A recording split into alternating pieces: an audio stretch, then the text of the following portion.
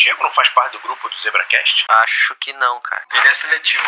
Olha, rapaz, então que faça parte a partir de agora. E eu tô aqui, hein? Pô, eu sei.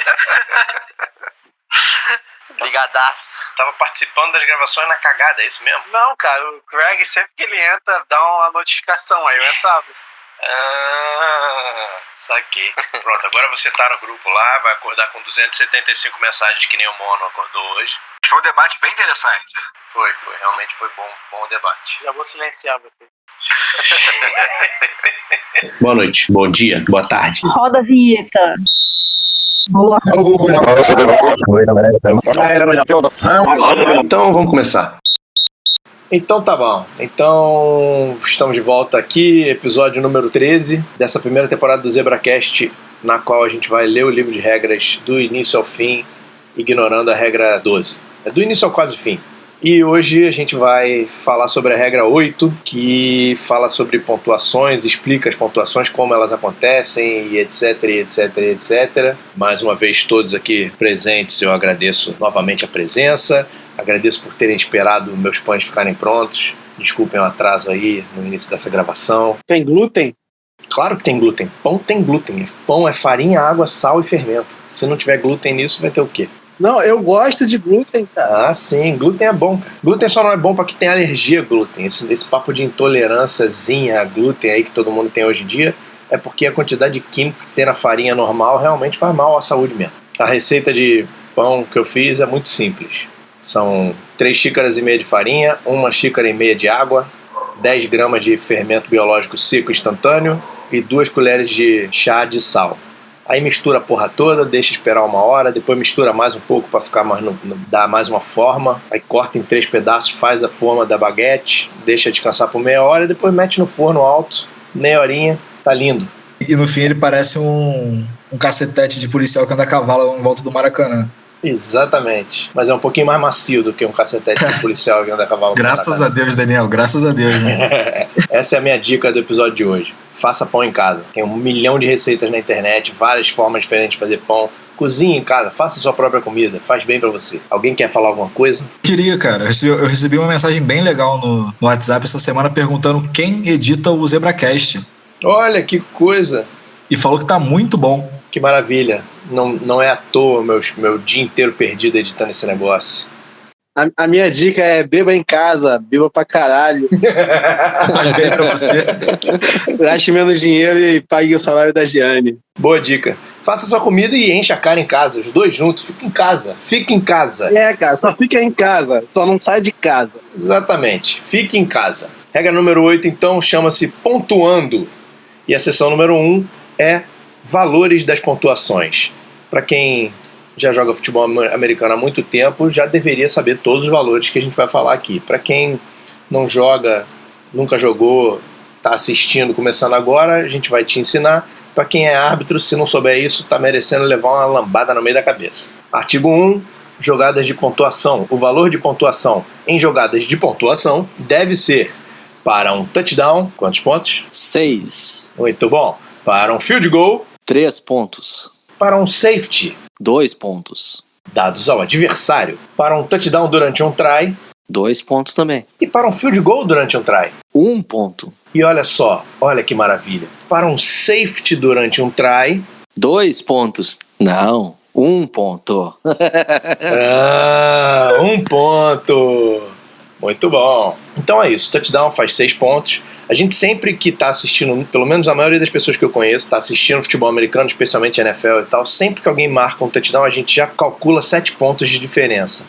Porque o mais normal de acontecer é se marcar um touchdown e depois um field goal durante o try, que totaliza 7 pontos. Mas o touchdown são 6 pontos e depois você pode escolher ou tentar um outro touchdown ou fazer um field goal durante o try, que aí vai te dar 2 ou 1 ponto. Field goal em jogada de scrimmage normal vale 3 pontos. Safety em jogada de scrimmage normal ou de free kick vale 2 pontos. E o safety durante o try vale 1 ponto apenas. E o safety, quem marca é o seu adversário. A gente vai chegar à explicação de como marcar safety, etc, etc. Então, seguindo aqui no artigo 2, jogos abandonados.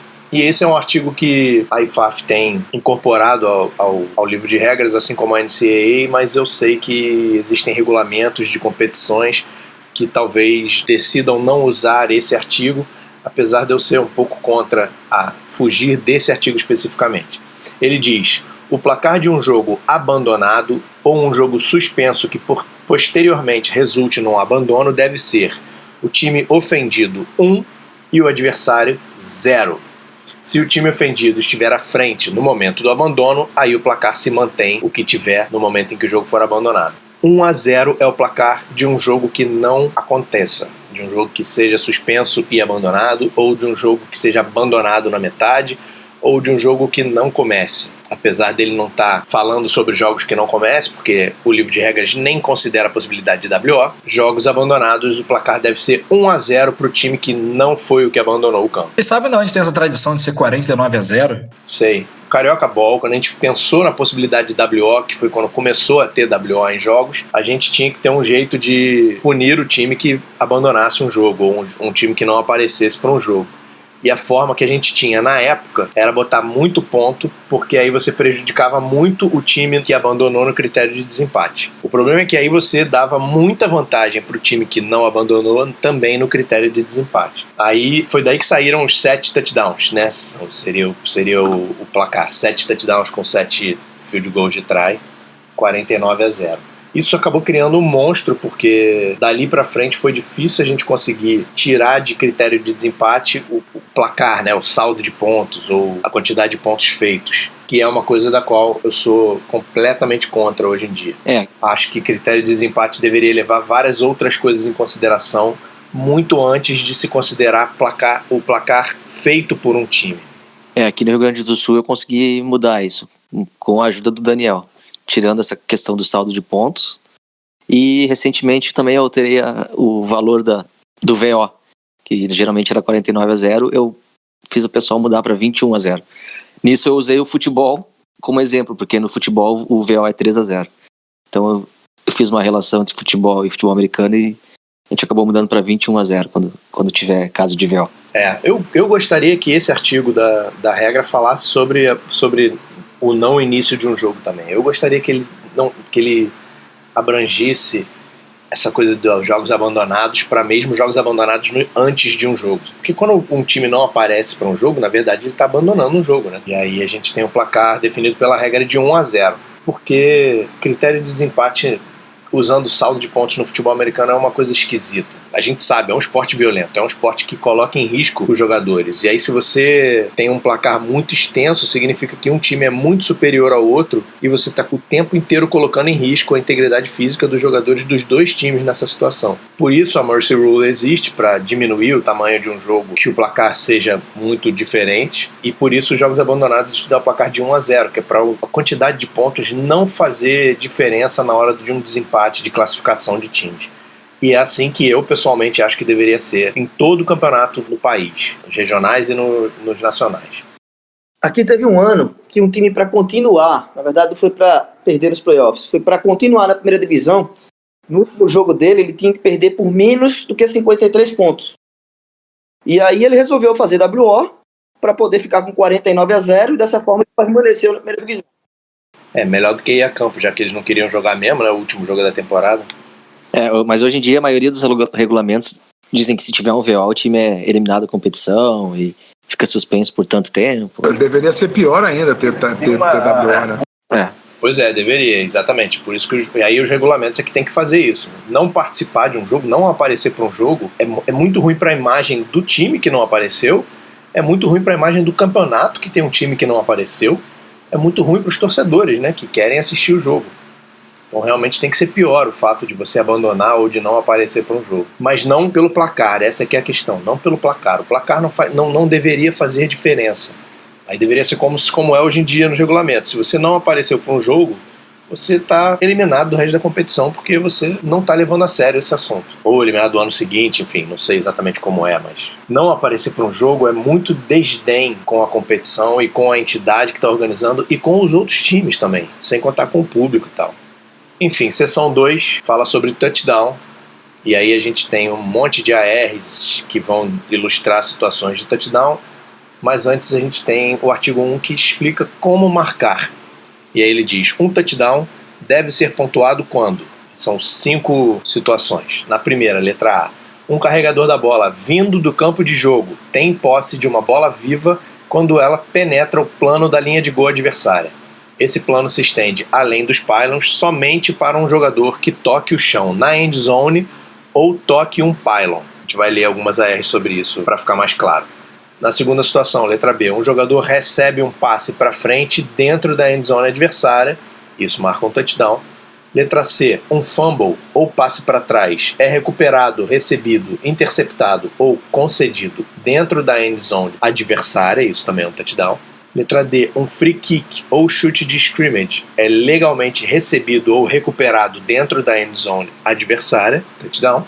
E letra E, o referee concede um touchdown nos termos da regra 923, penalidade. Essa letra E é pra gente ter ela guardada no fundo do fundo do fundo do fundo do fundo do fundo do baú, porque ela não é uma situação que possa acontecer em média uma vez por campeonato. Não é o caso. A situação de 923, a penalidade, que é o referee conceder um touchdown a um time, é uma situação que, se você vir uma vez a cada 10 anos, você viu muito.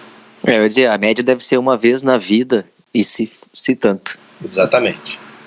E a gente vai chegar lá na frente para entender o que é esse 923, mas é só para a gente ter isso em mente, que existe essa possibilidade de se marcar um touchdown, na verdade se ganhar um touchdown dado pelo referee por uma questão muito injusta que aconteceu, que a gente vai ler lá na frente. A R821, agora a gente tem aí 10 situações que vão ilustrar marcar ou não touchdown. Número 1, o carregador da bola A1, enquanto tentando marcar, está tentando entrar na end zone, ele atinge com seu pé o pylon da linha de gol com a lateral. Ele está carregando a bola no seu braço direito, que está estendido acima da linha lateral, por fora do campo. Aí a arbitragem diz, se um touchdown é marcado ou não, depende do maior avanço da bola em relação à linha de gol, quando a bola se torna morta pela regra. Então, se o cara está com a mão direita estendida para fora da lateral, e na hora que ele chuta, que ele bate com o pé no pylon, a bola está antes da linha de gol, isso não é um touchdown. Se ela está à frente da linha de gol, pela lateral, por fora de campo, isso é um touchdown, porque lá, de acordo com a letra A, o plano se estende além dos pylons quando um jogador toca o pylon. Número 2, o carregador da bola A1, avançando no campo de jogo, salta, pula na linha 2, e o seu primeiro contato com o chão é fora de campo, 3 jardas além da linha de gol. A bola, em posse do jogador, passou sobre o pylon. Isso é touchdown. Número 3, a bola em posse do carregador A21, que está no ar, cruza a linha lateral acima da linha de jarda 1, continua por sobre o pylon e então é declarada morta fora de campo em posse do A21. A bola é declarada fora de campo na linha de jarda 1, que foi onde ela cruzou a linha da lateral. 4. O quarterback A12 completa um passo para frente para um companheiro de time que está em pé na end zone do time B. A12, o quarterback, está além da zona neutra quando ele solta a bola, na primeira situação, e na segunda situação, o recebedor está usando um uniforme com o número 73, ou seja, número de inelegível. Nas duas situações, o resultado da jogada é um touchdown, mas existem faltas, e a penalidade vai ser completada de acordo com as opções do time B para cada uma das penalidades. No caso da primeira situação, que é um passe ilegal para frente, porque o quarterback está além da zona neutra, o time B vai muito provavelmente aceitar a penalidade do ponto da falta, 5 jardas e perda de descida. Na segunda situação, que é um recebedor originalmente inelegível tocando uma bola, é um toque ilegal de um jogador originalmente inelegível, que é 5 jardas do ponto anterior. 5 jardas do ponto anterior, 5. O carregador da bola A22 mergulha da jarda 1 do time B para dentro da linha de gol. A bola em sua posse. Na primeira situação, toca o pylon. Na segunda, passa por cima do pylon. E na terceira, cruza a linha de gol por dentro do pylon. E depois o A22 toca no chão, fora de campo, 3 jardas além da linha de gol. Nas 3 situações a gente tem touchdown. A bola em posse de 22 quebrou o plano da linha de gol nos 3 cenários. Então a bola cruza o plano da linha de gol quando ela bate no pylon, ela cruza o plano da linha de gol quando ela passa por cima do pylon e ela cruza o plano de gol, obviamente, quando ela passa por dentro do pylon. Número 6, o carregador da bola A22 vai em direção ao pylon do lado direito na linha de gol. Na jarda 2 ele mergulha ou ele é bloqueado, voa, sai voando. A bola que está na mão direita do A22 cruza a linha lateral na jarda 1 e passa por fora do pylon. Depois disso, o A22 toca o pylon com seu pé ou com a mão esquerda, ou primeiro toca no chão, fora de campo, 3 jardas além da linha de gol. Na primeira situação, touchdown, o plano da linha de gol é estendido uma vez que o A22 tocou o pylon. Na segunda situação, não é touchdown porque a bola passou por fora de campo. Ela cruzou a linha de gol, que seria o plano da linha de gol, por fora do campo, e o plano não estava estendido porque o A22 não tocou nem o pylon, nem o chão dentro da endzone. Então a bola está fora de campo na jarda 1, onde ela cruzou a lateral. 7. O carregador da bola A22 vai em direção ao pylon do lado direito da linha de gol. A bola na sua mão direita cruza a extensão da linha de gol por fora, ou seja, do lado direito do pylon, pela direita do pylon. Então o A22 pisa na linha de gol ou pisa na linha lateral a centímetros da linha de gol. Na primeira situação, touchdown, porque o plano da linha de gol se estende porque o A22 tocou o chão dentro da endzone. Na segunda situação, não é touchdown, o plano da linha de gol não é estendido porque ele não tocou dentro de campo na endzone. A bola é determinada fora de campo no ponto onde ela cruzou a linha lateral. Número 8. O carregador da bola A22 vai em direção ao pylon do lado direito da linha de gol. A bola está na sua mão direita. Seu pé atinge o pylon pouco antes da bola cruzar o pylon ou a extensão da linha do gol à direita, por fora do pylon. Tanto na A quanto na B não é touchdown nesses casos, porque como o pylon está fora de campo, no momento em que o pé de A22 toca o pylon, a bola está morta. É como se ele estivesse pisando fora de campo. E assim, em ambos os casos, a bola está morta antes de cruzar a linha de gol. Número 9, o carregador da bola A1 é atingido e seu avanço é parado dentro do campo, próximo à linha de gol na lateral à sua direita. Quando ele é parado, ele tem a bola na sua mão direita, estendida para além da linha de gol, por dentro do pylon ou por fora do pylon. Na primeira situação, quando ele estica a mão e a bola por dentro do pylon, é um touchdown, a bola se torna morta quando ele estendeu a bola para além do plano da linha de gol. Na segunda situação, não é touchdown porque nenhuma parte do seu corpo tocou num pylon ou na endzone. Nesse caso, o plano da linha de gol não é estendido. A bola está morta no ponto do maior avanço. Número 10, carregador da bola A33 está correndo em direção à linha de gol de B. Ele deixa a bola cair dentro da jarda 1 e, achando que marcou um touchdown, ele dá uma volta pela endzone e vai para sua área de time comemorando. A arbitragem não faz o sinal de touchdown. O fumble toca no chão pouco antes da linha de gol e rola para dentro da endzone e é declarado morto lá, onde a bola chegou ao repouso sem nenhum jogador tentar recuperá-la. Isso é bola do time A dentro da jarda 1. Que é o ponto do fumble, né? Que é o ponto do fumble, exatamente. Todo mundo que assiste futebol americano há algum tempo já viu várias situações dessas, ou no college, ou até mesmo na NFL, do corredor, o carregador da bola, tá sozinho, chegando na endzone, e ele larga a bola, achando que largou a bola dentro da endzone, mas ele ainda não cruzou a linha de gol. Me vem à cabeça agora Deshaun Jackson fazendo isso pelo menos uma vez. Acho que no college ele fez isso uma vez, depois ele foi fazer na NFL. Enfim, a diferença entre a nossa regra e a regra da NCAA é que na NCAA eles dão o touchdown. Na nossa regra, não. Na nossa regra, o que eu acho mais justo, a bola volta para o ponto do fumble, porque ela entrou em repouso sem ninguém tentar recuperá-la dentro da endzone. Então ela não está em posse de nenhum jogador, não tem ninguém tentando ir buscar a bola, ela volta para o ponto do fumble, a linha de jarda 1 do time B. Ela continua sendo bola do time A, mas ela está morta na jarda 1. Seção 3, descida de try. Então, depois de marcar um touchdown...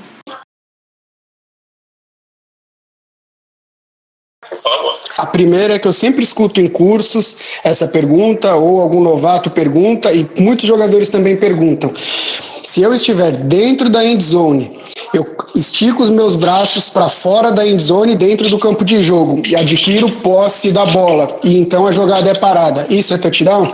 E a gente responde que não, porque a bola não cruzou o plano de gol. Então essa é a primeira situação que eu sempre escuto e não custa registrar. Sim, sempre é a bola com relação à linha de gol e não o jogador. Isso. E a segunda situação é uma dúvida que eu fiquei na leitura das ARs. Imagina que um cara está correndo, ele tem o seu braço esticado para a direita, perto da linha lateral da direita, para fora do campo. E aí ele pula. Enquanto ele está no ar, a bola cruza o plano de gol por fora do pylon. E em seguida ele bate o pé no pylon, ele já está inteirinho dentro da endzone, mas ele bate esse pé no pylon enquanto ele estava no ar ainda. Isso cai numa das primeiras ARs que a gente leu, que eu não lembro se é a terceira ou quarta, que é o tocar o pé enquanto a bola tá para fora e isso seria um touchdown, ou seria cruzar por fora e a bola estaria fora de campo onde ela cruzou a lateral? Não, isso seria um touchdown, porque o plano da linha de gol vai ser estendido. Aí significa que ele cruzou o plano da linha de gol.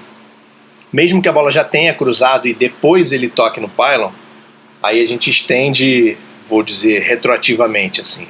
É como se tivesse realmente cruzado o plano da linha de gol. O que não faz cruzar a linha de gol é se ele pula e ele cai direto fora de campo. Entendi, faz sentido. Se ele cai dentro de campo na endzone ou se ele bate no pylon, o plano da linha de gol se estende. E aí, mesmo que retroativamente, mesmo que depois da bola já ter passado, já está dentro da endzone por fora de campo, o plano da linha de gol se estende retroativamente e considera-se como a bola tendo cruzado o plano para marcar um touchdown. Não é exatamente a coisa mais simples do mundo, não, essa coisa do pylon. Não é nada simples e na hora do lance muito difícil de identificar isso antes. E é menos simples ainda quando o pylon está caindo. Caindo ou quando outro já está caído, né? Uhum. Daí ferra tudo. Enfim, aí na seção 3 a gente tem descida de try, a gente acabou de marcar um touchdown, então agora a gente vai ter uma descida de try, que é uma oportunidade de pontuar mais 1 ou 2 pontos para o time que acabou de marcar o touchdown. Artigo 1, como marcar também. Se o try resultar no que seria um touchdown, safety ou field goal, de acordo com as regras que regem o jogo em outros momentos, ou seja, com o que a gente leu sobre o touchdown e com o que a gente vai ler sobre o resto, o ponto ou os pontos devem ser marcados de acordo com os valores que a gente leu no primeiro artigo lá. Então, se o try resultar no que seria um touchdown, 2 pontos, no que seria um safety, 1 ponto, no que seria um field goal, 1 ponto. A R831 número 1, durante um try, após ter obtido posse, o time B sofre fumble e o time A recupera a bola dentro da endzone do time B, decifrando essa jogada. Por exemplo, o time B intercepta um passe dentro da endzone e está tentando sair de dentro da endzone, ele sofre um fumble e aí o time A recupera a bola dentro da endzone. Nesse caso, a gente tem um touchdown, e é o que a R diz. O time B pode sofrer fumble após ter interceptado um passe, receber ou recuperar um fumble ou recuperar um passe para trás. Depois do time B garantir a posse, eles podem sofrer um fumble. E no caso dessa situação, que o time A recupera a bola dentro da endzone do time B, é touchdown, conceder 2 pontos ao time A. Número 2, B19, é o primeiro jogador além da zona neutra a tocar uma tentativa, um PAT, né? Point After Touchdown. B19 é o primeiro jogador além da zona neutra a tocar a tentativa, né? O chute bloqueado do time A quando ele comete um muff do chute na endzone e o A66 recupera a bola dentro da endzone. Conceder 2 pontos ao time A por touchdown. Artigo 2. Oportunidade de pontuar. Um try é uma oportunidade para ambos os times pontuarem 1 ou 2 pontos enquanto o relógio do jogo está parado após um touchdown. É um intervalo especial no jogo que, apenas para fins de aplicação de penalidade, inclui a descida e o período da bola pronta para jogo que precede o início da jogada. Letra A. A bola deve ser posta em jogo pelo time que marcou o touchdown de 6 pontos. Se o touchdown for marcado durante uma descida na qual o tempo do quarto período terminar, o try não deve ser tentado, a menos que os pontos afetem o resultado final do jogo. Exceções. Se o time que pontuar estiver à frente por 1 ou 2 pontos, ele tem a opção de abrir mão do try. E, assim, a outra opção, se a gente for obrigar esse time a fazer o try, é ele receber o snap e ajoelhar e acabar o jogo. Tá à frente por 1 ou 2 pontos.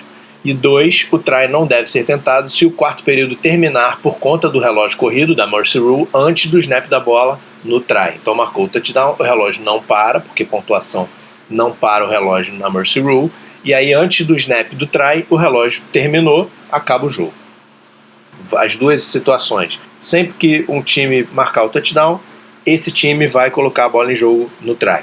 No quarto período, se a jogada do touchdown foi a jogada na qual o relógio terminou, a gente só vai jogar esse try se esses pontos fizerem alguma diferença para o placar do jogo.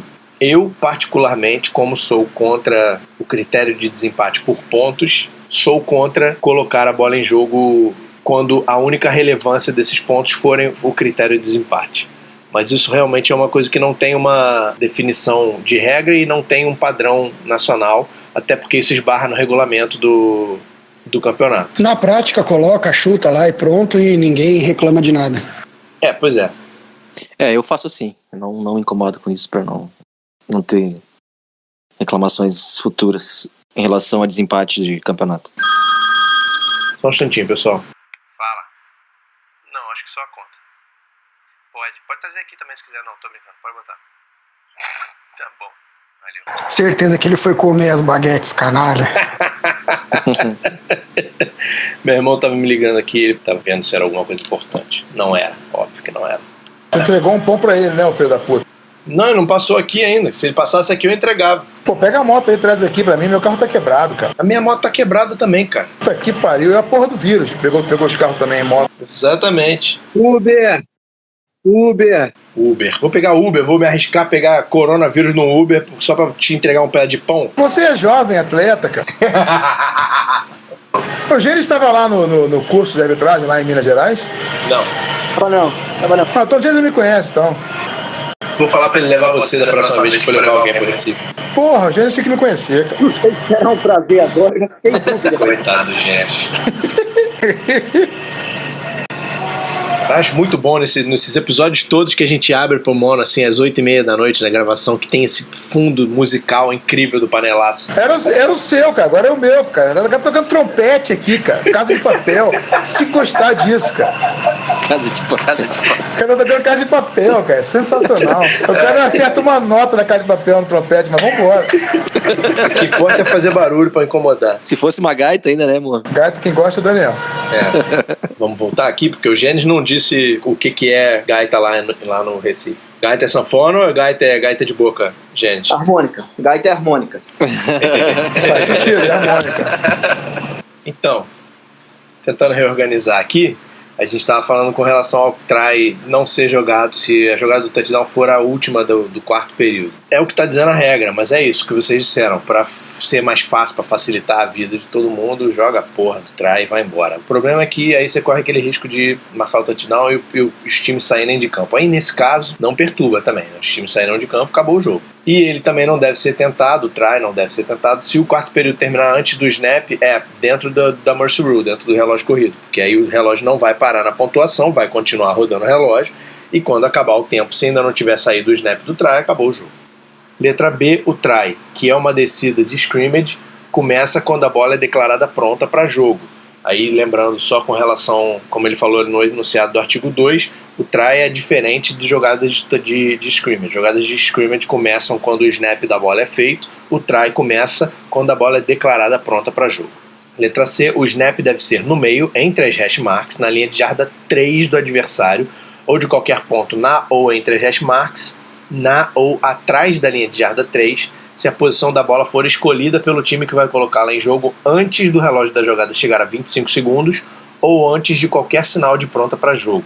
A bola pode ser reposicionada após uma falta do time B ou um timeout cobrado de qualquer time, a menos que esse timeout seja precedido por uma falta do time A ou faltas que se anulam. Esse texto de reposicionar a bola ele é padrão para todos os lugares em que falar isso. A bola pode ser reposicionada depois de uma falta do time B ou depois de um timeout cobrado do time, contanto que esse timeout não tenha sido precedido por uma falta do time A ou faltas que se anulam. É a única opção que você tem de reposicionar a bola. Agora, de posicionar a bola em outro lugar, quando o time marca o touchdown, eles podem imediatamente vir para a arbitragem e dizer que eles querem colocar a bola na hash mark esquerda, por exemplo, antes do relógio da jogada chegar a 25 segundos ou antes da bola ser sinalizada pronta para jogo. Aí você pode escolher a posição lateral da bola e aqui no caso desse texto pode escolher inclusive colocar a bola mais para trás do que a linha de jarda 3 adversária. Acho que isso aí é uma herança do rugby também, né? Não faço a menor ideia nesse caso. E eu não, assim, eu entendo que exista essa opção, porque, enfim, não tem muito por que não ter, mas também não tem muito por que ela existir. Porque se você tem digamos que você tem uma jogada maravilhosa que sempre dá certo, que ganha sempre 8 jardas. Você pode fazer ela dar 3. Vai ganhar 8 jardas, você vai completar essa jogada no meio da endzone. Eu não entendo por que você traria a bola para trás. Acho que é mais pelo chute isso. Isso é mais pelo chute. Por que você traria o chute para trás ainda? Eu aprendi essa regra na prática com o Dan Miller, técnico do Storm, na oportunidade. Tava uma lama do caralho ali no meio do campo, pertinho da entrada da endzone. E ele queria puxar essa bola para trás e eu não deixei porque eu não conhecia a regra. E aí depois a gente foi conversar no Facebook. E aí eu fui apresentado a essa regra. Então esse é um dos motivos que pode levar a um time querer puxar a bola para trás. É uma boa possibilidade mesmo. O time querer, porque a condição do campo ali na jarda 3 está muito ruim. Inclusive a gente teve em Brasília um caso, que eu lembro que o pessoal contou lá, que o time estava fazendo false start por querer, para puxar a bola mais para trás, para treinar o kicker.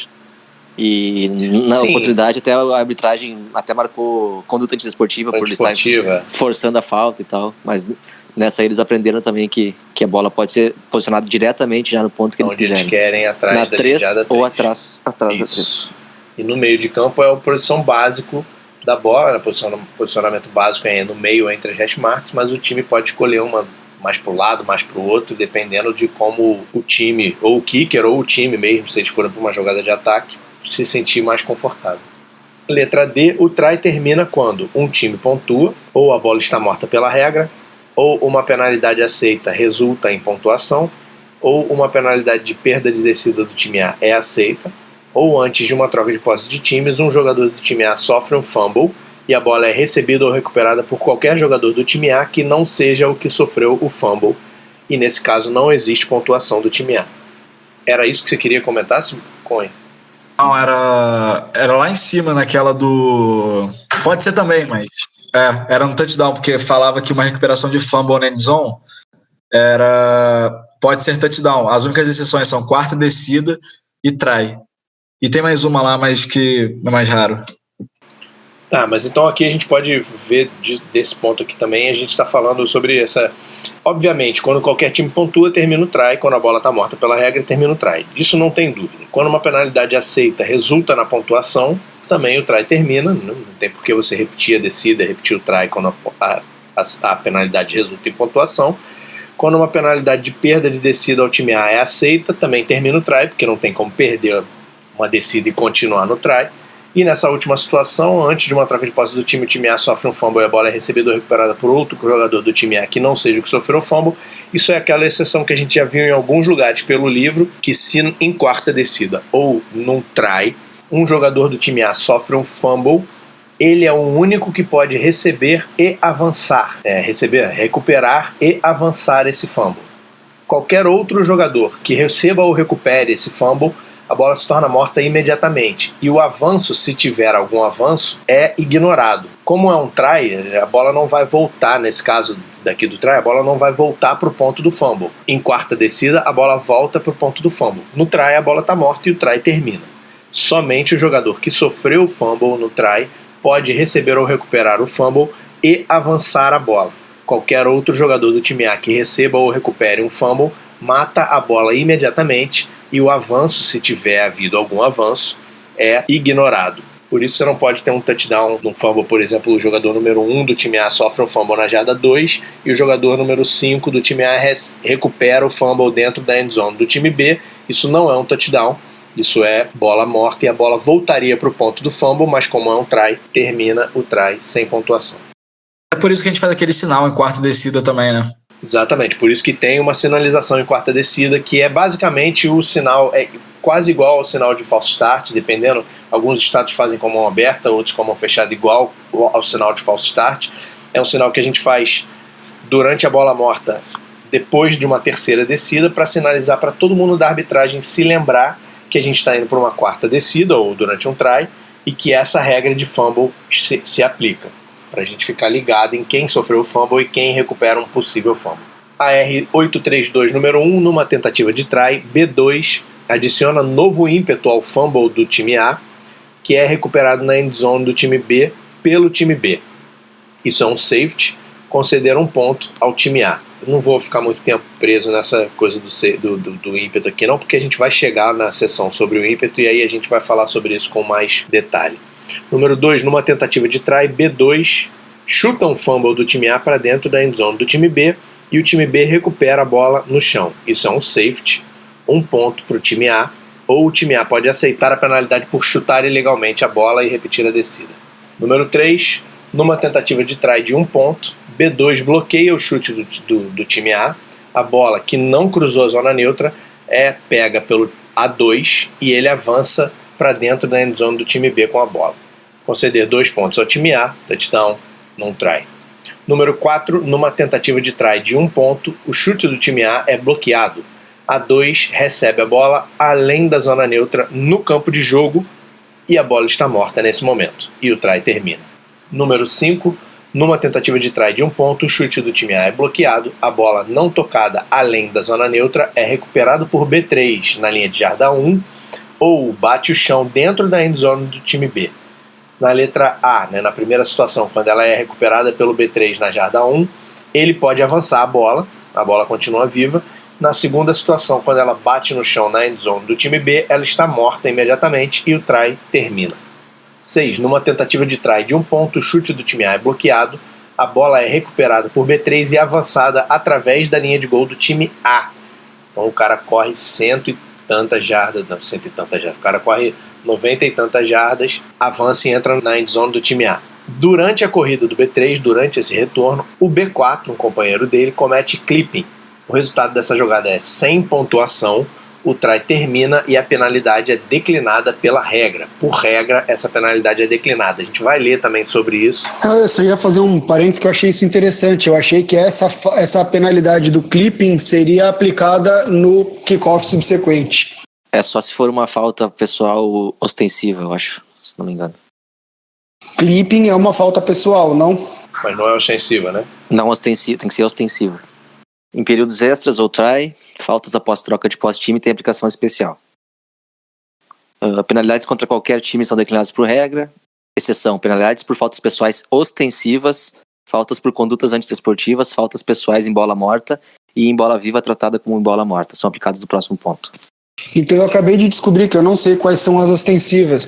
Por exemplo, face mask deve ser. Depois eu preciso ver essa lista. Não. Ostensivo é especial. Quando ela bota em risco, são as faltas pessoais, exatamente. Quando bota em risco a saúde do atleta. Quando ela é muito feia, digamos assim. Ela é muito tensional ou tão agressiva, tão violenta que coloca em risco de lesão catastrófica, é a definição de ostensiva. Todas as faltas pessoais podem ser ostensivas. É uma questão de intensidade da falta. Então, pra mim, nada seria ostensivo, basicamente. Pra você nada seria ostensivo. Você que gosta de deixar o jogo rolar de qualquer jeito. Ostensivo seria aquela voadora que o João falou ontem como exemplo. Depende, saiu sangue, quebrou o pescoço. Tem que ver, né? Foi feito BO?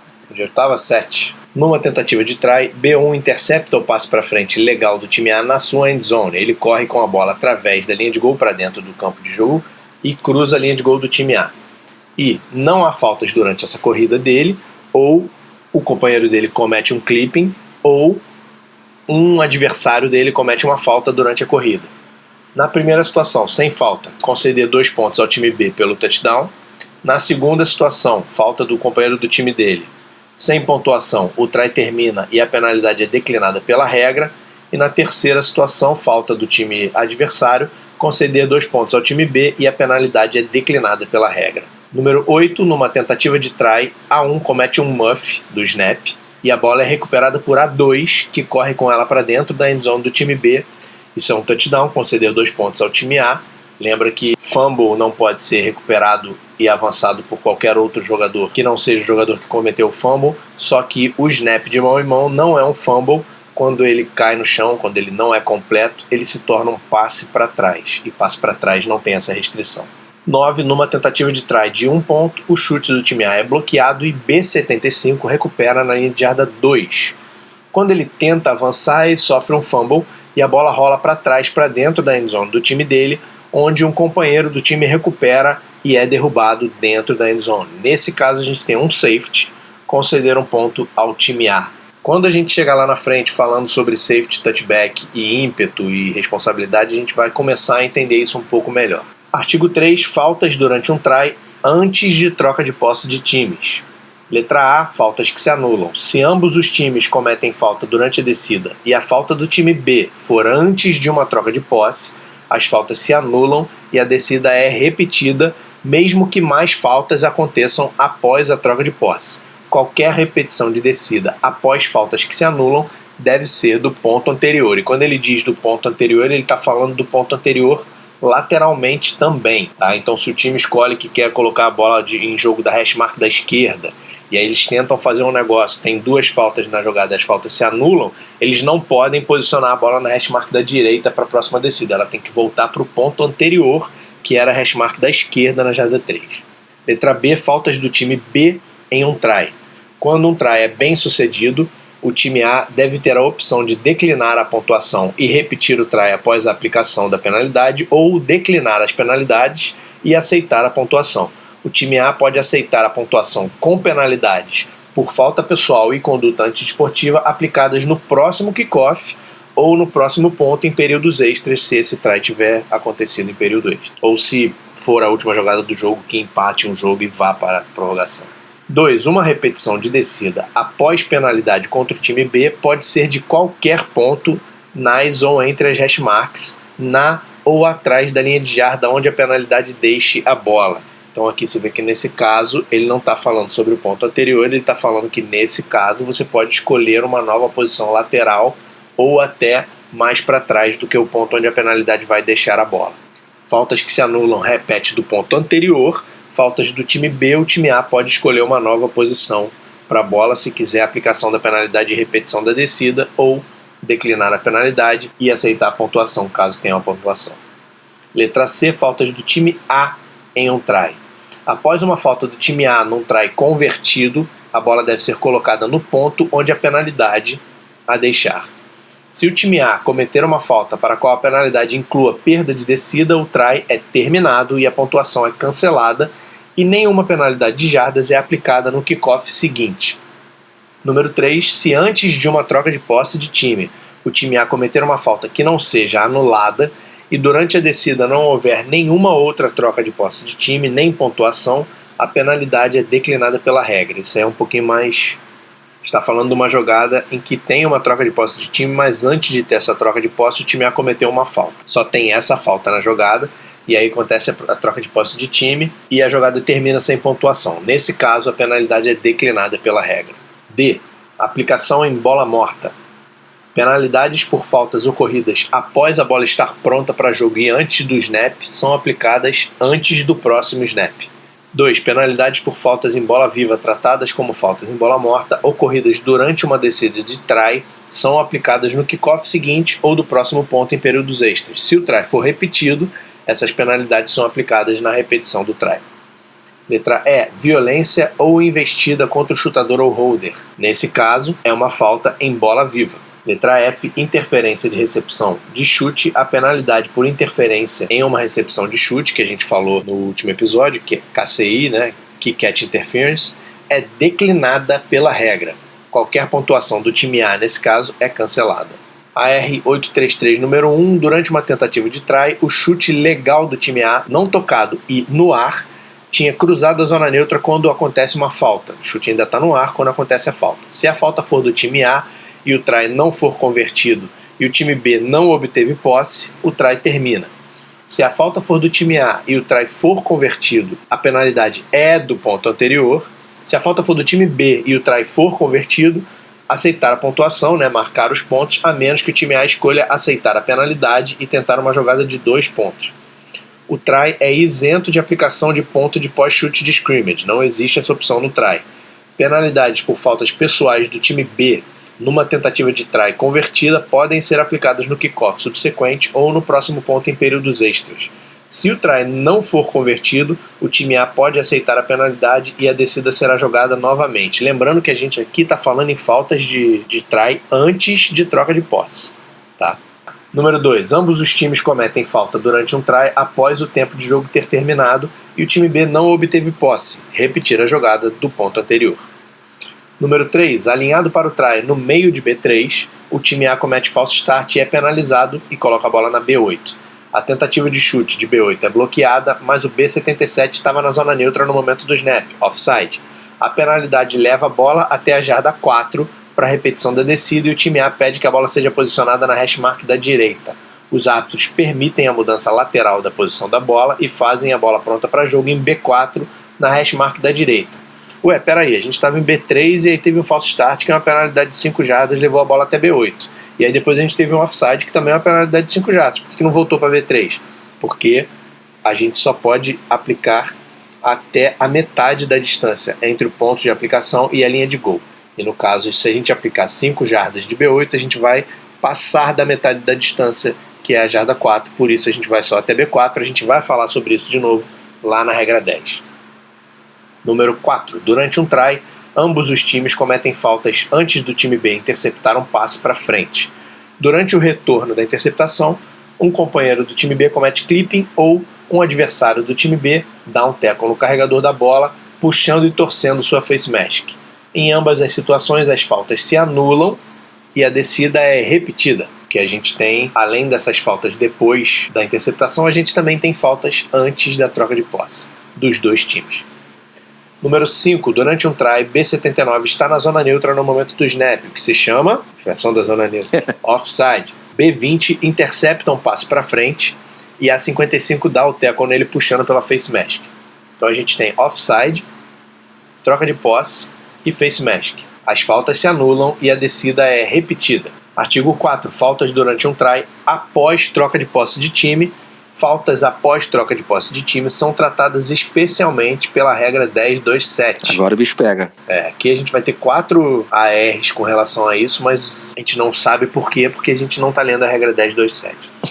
Se bem que, cara, eu vou ler a regra 10.2.7 aqui. Aqui é válido. Que é válido dar esse pulo. Então tá, faltas após troca de posse de time são tratadas especialmente pela regra 10.2.7 e aqui a gente vai fazer uma exceção ao que a gente costuma fazer na leitura das regras e a gente vai pular lá para a regra 2, regra 10, seção 2, artigo 7, para ler sobre a aplicação especial em faltas após troca de posse de time em try. O artigo 7 da seção 2 da regra 10 diz: em períodos extras ou durante um try, faltas após troca de posse de time têm uma aplicação especial. Penalidades contra qualquer time são declinadas por regra. Então, após uma troca de posse, se tem uma falta de qualquer time, a penalidade é declinada por regra. Óbvio que tem exceção. As exceções são penalidades por faltas pessoais ostensivas. Somente por faltas pessoais ostensivas. Não por faltas pessoais quaisquer, só as ostensivas. Ou por condutas antidesportivas. Ou por faltas pessoais em bola morta ou em bola viva tratada como em bola morta, essas são aplicadas do próximo ponto. E aí vai ser o próximo kickoff ou vai ser o próximo ponto em períodos extras. Então, rolou troca de posse e qualquer time fez falta, a penalidade por essa falta vai ser declinada, a não ser que seja falta pessoal extensiva, conduta antidesportiva ou a falta pessoal seja em bola morta ou uma falta em bola viva que seja tratada como em bola morta. Nesse caso, a gente vai aplicar depois do fim do try. Letra B. Uma pontuação do time que cometeu a falta durante a descida é cancelada. A exceção é uma falta em bola viva tratada como em bola morta, porque aí a gente vai aplicar no próximo ponto, né, ou no free kick ou no próximo ponto em período extra, e a pontuação do time que cometeu a falta vai ser válida. Isso porque a falta, em teoria, ocorreu depois da pontuação terminar. Letra C. Se ambos os times cometem falta durante uma descida e o time B não cometeu falta antes da troca de posse de times, as faltas se cancelam e a descida não é repetida. Em um try, ele está terminado. Voltando então para a regra 8, seção 3, artigo 4, as ARs a respeito dela dizem: número 1, B15 intercepta o passe para frente legal do time A e está correndo no meio do campo quando é derrubado por um adversário que segura e puxa pela sua face mask. O try termina e a penalidade é declinada pela regra. A gente teve uma troca de posse e uma falta de qualquer um dos times. O try termina e a penalidade é declinada pela regra. Número 2. B1 intercepta um passe para frente legal do time A e corre até o meio do campo. Durante a corrida da interceptação, um companheiro do time dele comete clipping na end zone do time B. De novo, troca de posse, depois tem uma penalidade de qualquer um dos times, a penalidade é declinada pela regra. Número 3. Durante uma tentativa de conversão de 2 pontos, o time A comete falta por shift ilegal, antes de troca de posse de time. B21 recupera um fumble e durante o retorno desse fumble, um jogador do time B comete clipping e um jogador do time A agride um adversário. E o cara que recuperou o fumble, o B21, cruza a linha de gol adversária carregando a bola. Nesse caso a gente tem uma falta antes de troca de posse, 2 faltas pós-troca de posse, sendo que uma delas é uma agressão.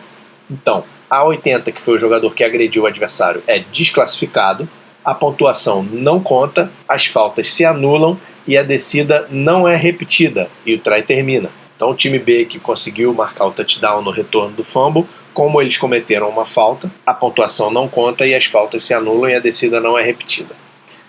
Número 4, durante uma tentativa de conversão de 2 pontos, o time A comete uma falta por shift ilegal, B1 recupera um fumble e durante o retorno o A80 agride um adversário e o B1 cruza a linha de gol carregando a bola. Então a única diferença aqui é que a gente não tem uma falta do time B, que é o time que pontuou.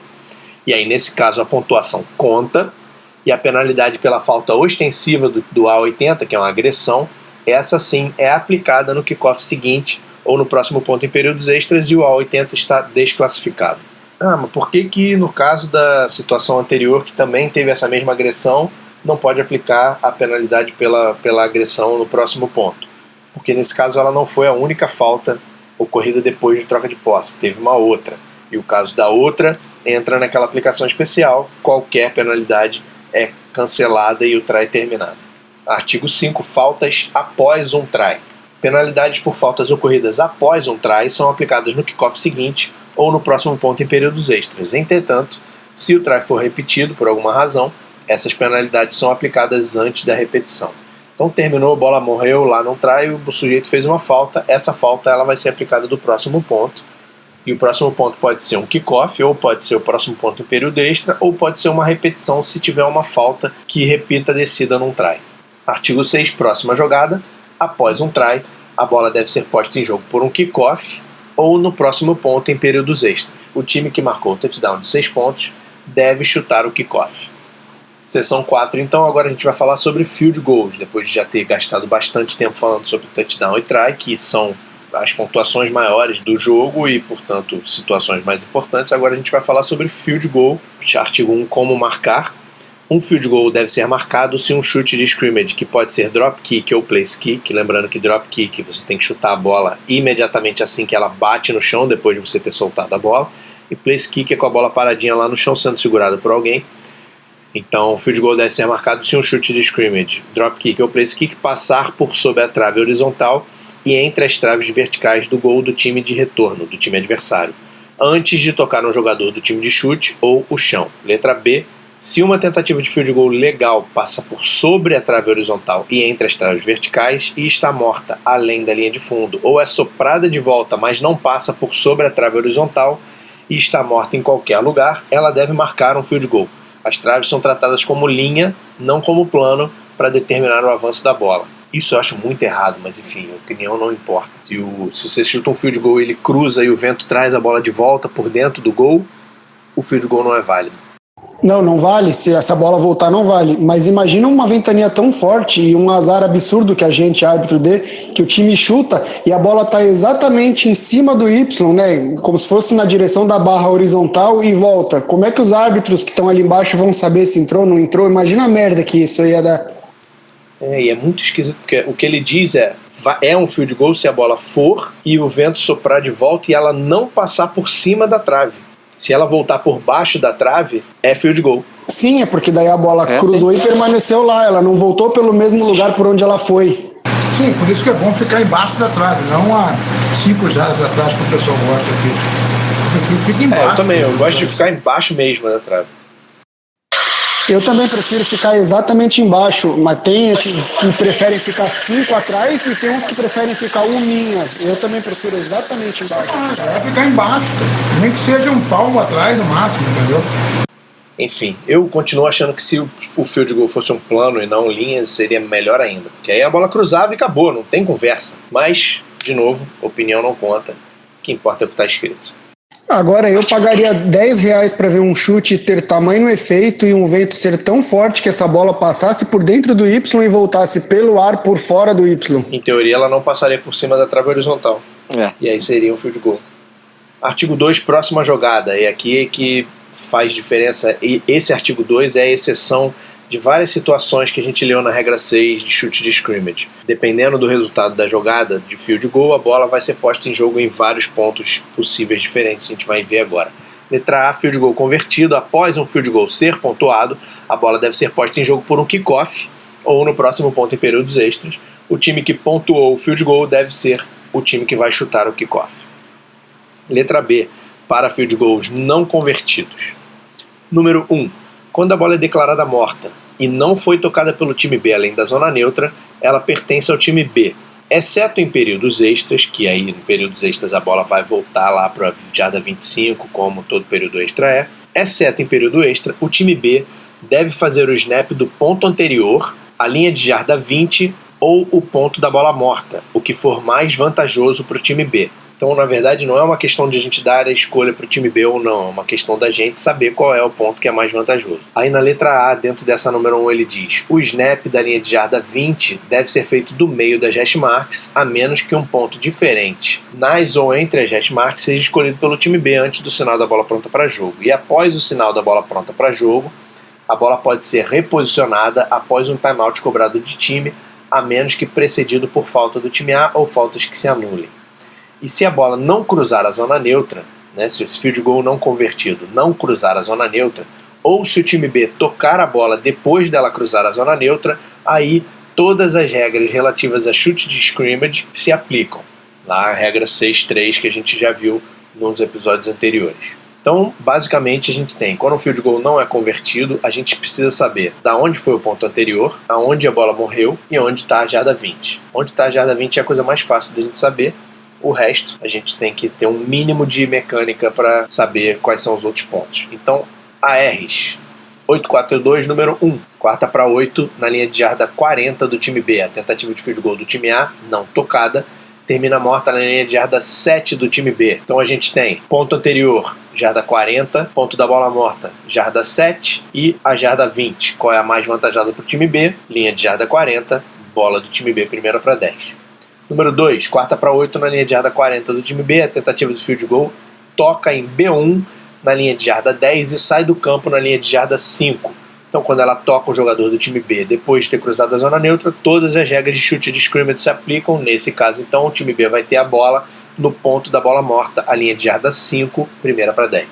Número 3, quarta para 8 na linha de jarda 40 do time B, a tentativa do field goal do time A bate no chão na linha de jarda 3 e vai para dentro da endzone, onde é recebida no ar e então declarada morta em posse do jogador do time B na endzone do time B. O resultado dessa jogada é um touchback. Lembrando de novo que o time B tocou a bola depois dela ter cruzado a zona neutra, então a gente vai pela regra 6-3. Touchback, bola do time B na linha de jarda 20. Número 4, quarta para 8 em B18.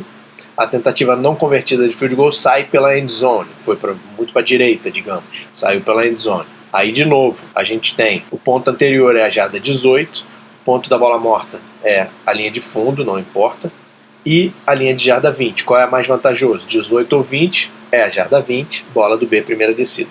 Número 5, a tentativa não convertida de field goal do time A bate no chão além da zona neutra e volta para trás da zona neutra, onde é recuperada por B1 e avançada para dentro da endzone do time A.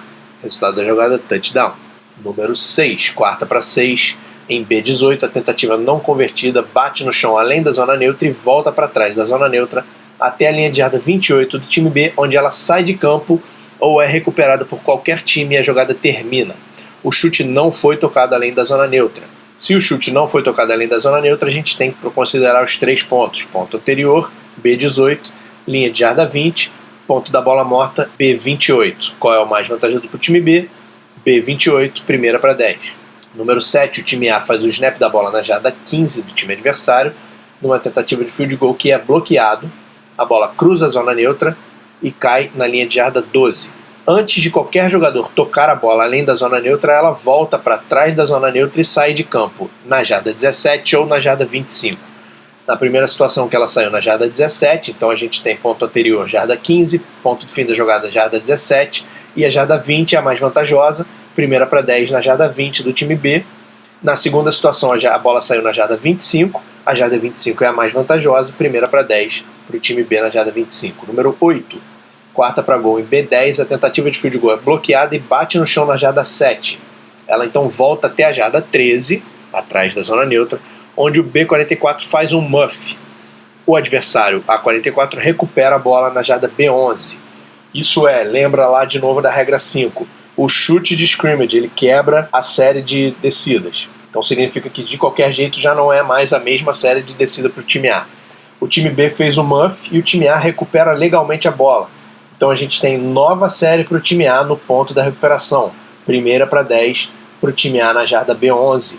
O time B tocou um chute de scrimmage que cruzou a zona neutra, mesmo que o toque tenha sido atrás da zona neutra. Lembrando que a bola cruzou a zona neutra e bateu no chão depois da zona neutra, antes de voltar para trás da zona neutra. Se não tivesse batido no chão, num jogador ou num árbitro além da zona neutra, não seria considerado como tendo cruzado a zona neutra.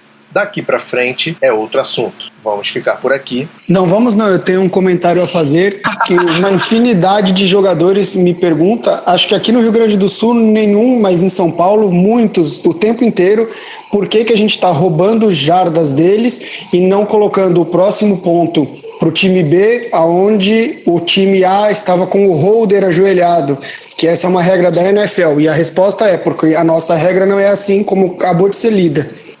Exatamente, a diferença da nossa regra para a regra da NFL é isso que o Fábio estava falando. Na regra da NFL, inclusive, quem quiser prestar atenção, pega um jogo antigo, porque até esperar setembro para ver se o coronavírus já foi resolvido e vai ter temporada nova da NFL, vai demorar muito. Pega um jogo antigo e repara, se tiver um ângulo, repara no referee em situação de field goal. Ele coloca a beanbag no chão, no ponto onde está o holder. Porque se o field goal não for convertido na NFL, a bola volta para esse ponto, para o ponto do chute, não para o ponto anterior. Você dá um pouco mais de vantagem para o time B, você coloca a situação do field goal um pouco mais, digamos, arriscada para o time A, mas é um tanto mais complicada para a arbitragem, porque você começa a criar essa situação de você ter que ter um beanbag no chão para marcar um ponto, porque se você não tiver, você não tem como, depois para você encontrar o ponto depois do fim da jogada, é um problema que pode ser sério. Mas na nossa regra não tem isso, é isso como a gente terminou de ler aqui, ou é do ponto anterior, ou é do ponto do fim da jogada, ou é a linha de jarda 20, o que for mais vantajoso para o time B. Então essa é a resposta aí, como bem disse o Fábio, para os jogadores que perguntam isso, porque a nossa regra não é assim. É isso aí, então, pessoal. Daqui para frente a gente vai começar a falar sobre safety, touchback, ímpeto, responsabilidade. Isso é um pouco mais complicado e é interessante que a gente tenha tempo para poder se aprofundar nessas questões de ímpeto, de responsabilidade e de quando vai ser touchback e quando vai ser safety. Então a gente vai deixar esse assunto para o próximo episódio. Chegamos aqui ao final desse episódio número 13. Agradecer mais uma vez, como sempre, a participação de todo mundo que ficou me esperando terminar de assar meus pães aqui para começar esse episódio. Agradecer a audiência de vocês que nunca vão provar um pão meu porque eu sou egoísta pra caralho, mas continuem ouvindo o podcast mesmo assim, podem continuar mandando comentário, mandando pergunta, sugestões, se você tiver ideias, se você quiser saber alguma coisa, manda lá no Instagram, @zebracast, ou no Twitter também, @zebracast, ou então manda para mim no Facebook, Daniel Vasques, ou então para o danielvasquesarbitragem@gmail.com. Obrigado, pessoal. Boa noite, boa tarde, bom dia. Valeu. Valeu, galera. Valeu, boa noite. Um abraço. Valeu, boa noite. Boa noite. O mano tá tomando banho, será? É um churrasco. Que delícia. É o barulho do cigarro. Boa noite, bom dia, boa tarde. Roda a vinheta. Boa. Então vamos começar.